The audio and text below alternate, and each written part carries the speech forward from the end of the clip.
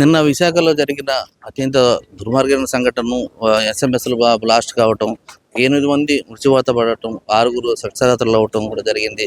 దాని మీద మనతో మాట్లాడటానికి సిపిఎం కార్పొరేటర్ గంగాధరం ఉన్నారు. సార్, అసలు ఏంటిది, ఇలా ఎలా జరిగింది? ఇది అంటే 40 సంవత్సరాల చరిత్ర కలిగిన దాంట్లో ఎప్పుడు ఇంత ముందు జరగలేదు. ఎందుకు వల్ల జరిగిందంటారు? ఇప్పుడు ఈ ఘటనకి ప్రధానమంత్రి గారు దిగ్భ్రాంతిని వ్యక్తం చేశారు. చంద్రబాబు నాయుడు గారు సంతాపం తెలియజేశారు. ఈరోజు పవన్ కళ్యాణ్ గారు, ఉప ముఖ్యమంత్రి గారు వచ్చి పరిశీలన చేశారు. లోకేష్ గారు కూడా వచ్చి చూశారు.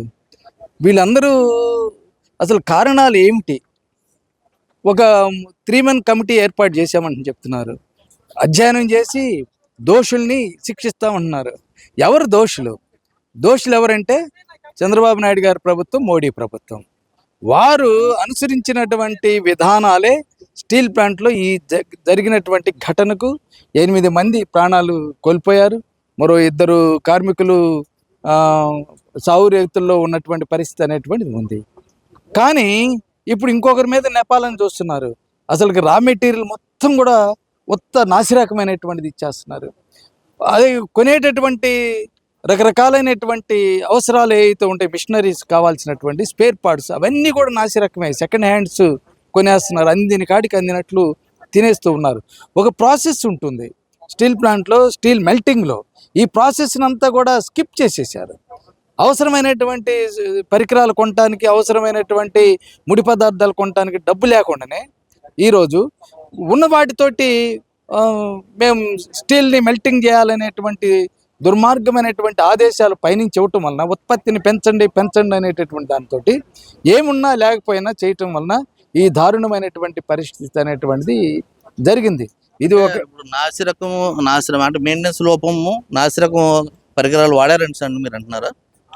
మెయింటెనెన్స్ అసలు లేదు. గత 2 ఏళ్ల నుంచి డబ్బులు లేవు, ఇవ్వటం లేదు. మెయింటెనెన్స్ అనేటువంటి నాశనం చేశారు. నాసిరకమైనటువంటి పరికరాలు, నాసిరకమైనటువంటి సెకండ్ క్వాలిటీ కలిగినటువంటి రా మెటీరియల్ వాడుతూ ఉన్నారు. మొత్తం ఒక స్టీల్ ప్లాంట్ మొత్తం డిపార్ట్మెంట్లో కూలిపోయేటటువంటి పరిస్థితిలోకి ఈరోజు తీసుకొచ్చేసారు. ఇప్పుడు ఎస్ఎంఎస్లోనే జరిగింది ఘటన.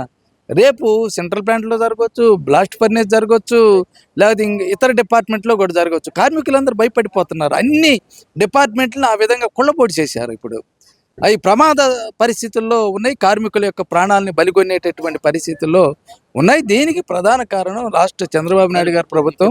ఇప్పుడు సంఘటన జరిగింది కాబట్టి మీరు ఎంత నాసిరకం వాడుతున్నారని అన్నారు.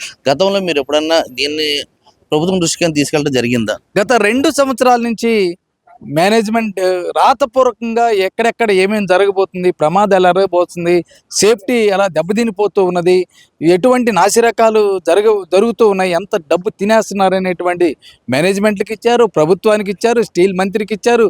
అలాగే అక్రమాల అవినీతి మీద సిబిఐకి కూడా రాతపూర్వకంగా అన్ని కార్మిక సంఘాలు కలిసి ఇచ్చాయి.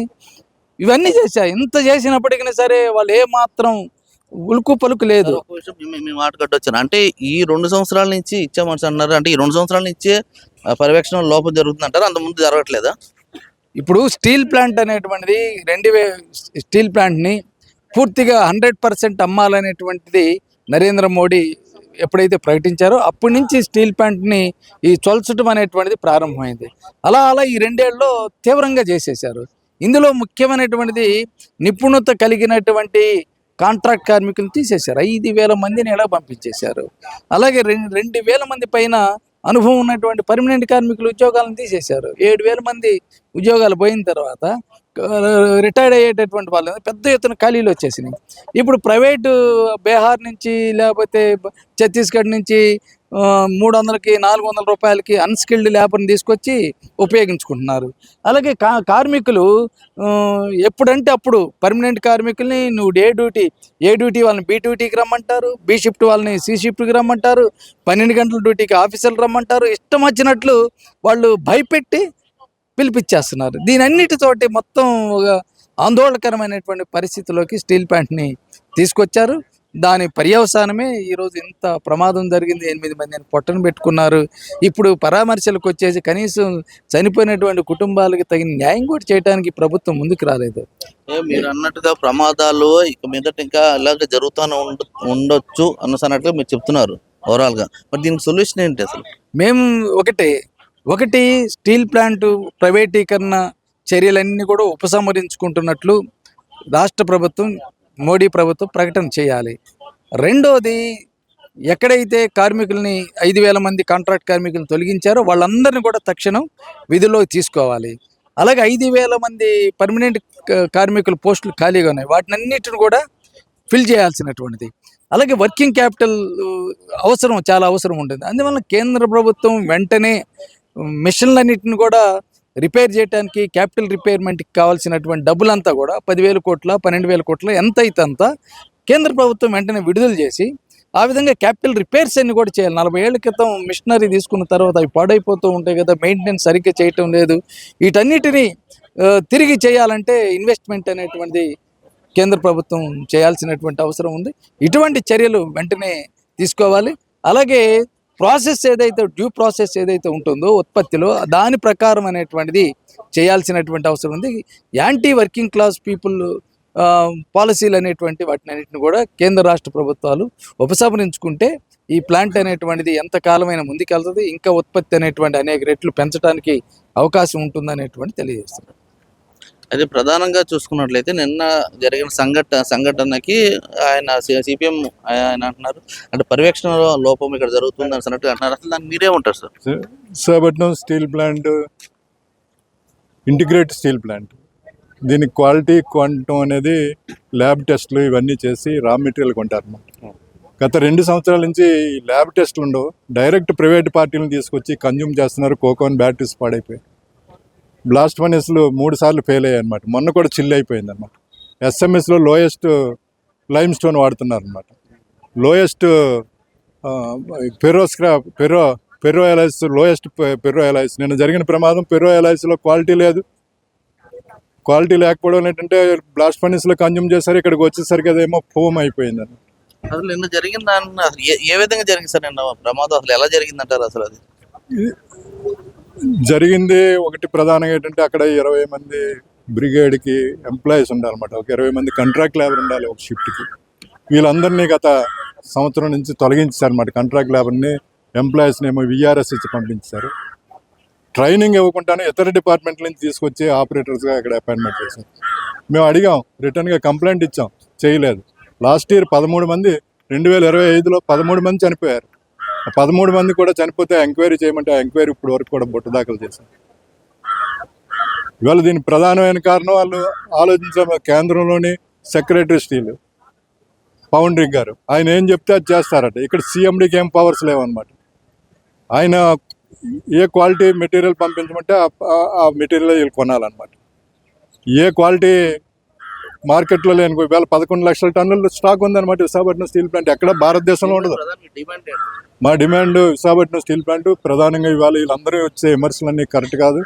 పూర్వం కూడా టర్న్ అరౌండ్ అయింది, బిఎఫ్ఆర్కి వెళ్ళింది, సిక్ ఇండస్ట్రీ అయింది, మొత్తం అప్పులు తీర్చాం.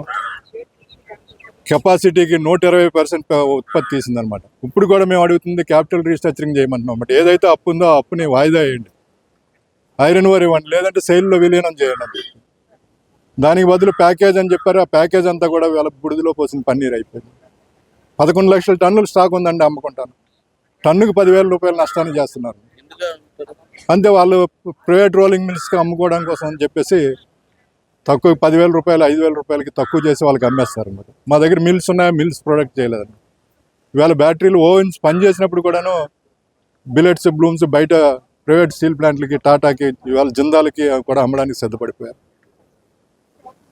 వాళ్ళు చేసేటువంటి దుర్మార్గానికి కార్మికులను బలి చేస్తున్నారు. ఇవాళ పవన్ కళ్యాణ్ గారు వీళ్ళు చెప్తున్నారు అనమాట. పవన్ కళ్యాణ్ గారు మేము కాళ్ళు మొక్కుతాం, నేనే చెప్పాను అనమాట, నీ పాదాలకు మొక్కుతాం, విశాఖపట్నం స్టీల్ ప్లాంట్ని పబ్లిక్ సెక్టర్లో ఉంచండి, ఐరన్ ఓర్ కేటాయించండి, ఇదే పబ్లిక్ మీటింగ్లో అనమాట. లేదంటే సెయిల్లో విలీనం చేయాలని చెప్పేసి మీ కాళ్ళకి దండం పెడతామని చెప్పేసి 1,00,000 మంది మీటింగ్లో నేను అప్పీల్ చేశాను. కానీ ప్యాకేజ్ ఇచ్చిన తర్వాత అతను కూడా మాట్లాడడం మానేశారు. ప్యాకేజ్ ఇచ్చిన తర్వాత ఏం జరుగుతుందని చంద్రబాబు నాయుడు కూడా రివ్యూ చేస్తా ఉన్నాడు, రివ్యూ చేయలేదు.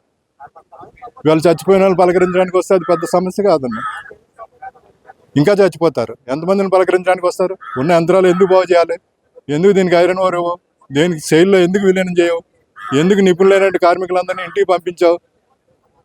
వాళ్ళందరినీ తిరిగి నియమిస్తే విశాఖపట్నం స్టీల్ ప్లాంట్ ఏం అవసరం లేదన్నమాట.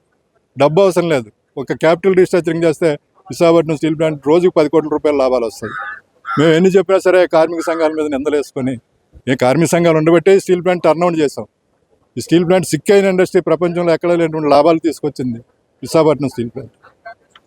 అది ప్రధానంగా మనం చూస్తున్నట్లయితే కార్మిక నాయకులు చెప్పేది ఏంటంటే ఇక్కడ నా పర్యవేక్షణ లోపం అయితే క్షుణ్ణంగా కనిపిస్తూ ఉంది. నాసిరకమైన మెటీరియల్ వాడుతూ ఇది తూతుమంతరంగా మెషినరీని రెడీ చేస్తున్నారు తప్ప ఇక్కడ ఎటువంటి నాణ్యత లేకుండా చేయడం వల్ల ఎటువంటి ప్రమాదాలు జరుగుతున్నాయి. ఈ ప్రమాదాలు ఇంకా మెదడు కూడా జరిగే అవకాశాలు ఉన్నాయి. గత 2 సంవత్సరాలుగా చూస్తున్నట్లయితే అసలు దాంట్లో ఆ క్వాలిటీ చెకింగ్ లేకుండానే దాని పరికరాలు తీసుకురావడం జరుగుతూ ఉంది. దాన్ని అలాగే అదే విధంగా వాడుతూ ఉన్నారు.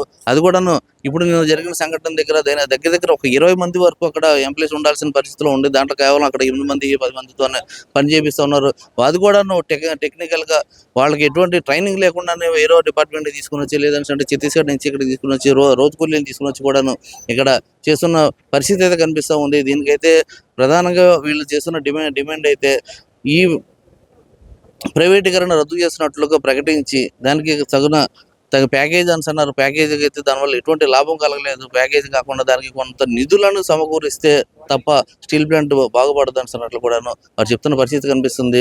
నిధులు కేటాయించాలని కూడాను పవన్ కళ్యాణ్ గారికి కానీ ఎప్పుడు కూడా మేము చెప్పాము.